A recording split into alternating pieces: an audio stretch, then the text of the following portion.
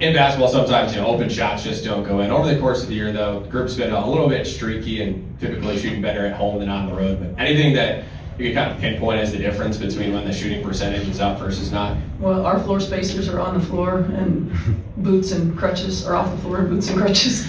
I mean, the reality is, I'll bet if you go back and when Sophie and Caitlin are on the floor, our percentages are higher because they space the floor for everybody else. We get easier looks. They're not able to put as many bodies on AB and Kelsey. Lexi goes from probably 6th or 7th on the scouting report to now 3rd. I think it's as simple as that. You just play us differently when we don't have the floor spacers on the floor. In your 4th elimination game now, has the message changed at all? Have you tweaked what you say to get the most out of them, or is this just the same kind of core message as it was game 2 in Atlanta carrying all? Yeah, it's the same core message. Backs against the wall. Like, it's win or go home.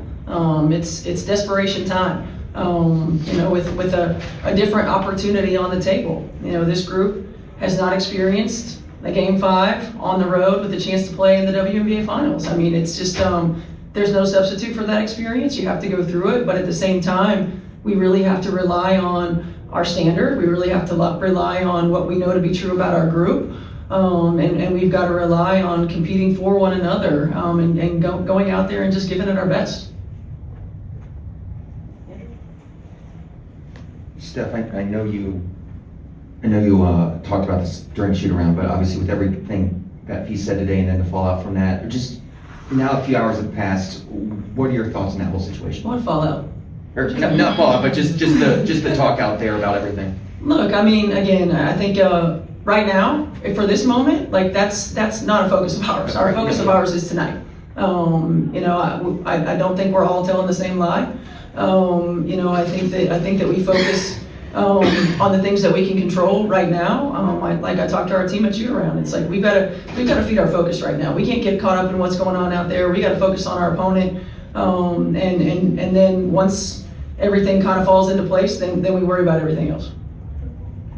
Steph, with everything that's taken place, and you've talked about it throughout the regular season also, but through the playoffs, have you had to find yourself looking at who is officiating and coach a specific way, maybe tweaking things or reminding them, hey, okay, well, this crew's out here, so we need to watch this or this. Has that become a distraction for you? No, that doesn't even cross my mind. I think the biggest thing is how we communicate.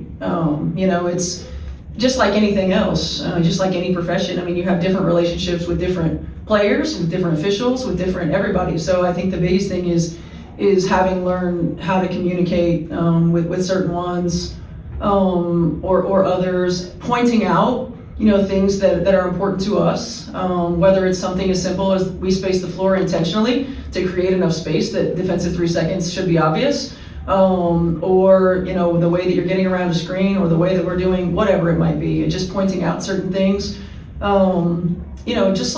It's just like anything else. Sometimes you get caught up in the moment. We're all competitors, like they're competitors. Everybody wants to be the best at what they do. You wouldn't be in it if you don't. But I never have any thoughts about who's officiating and different things other than communication.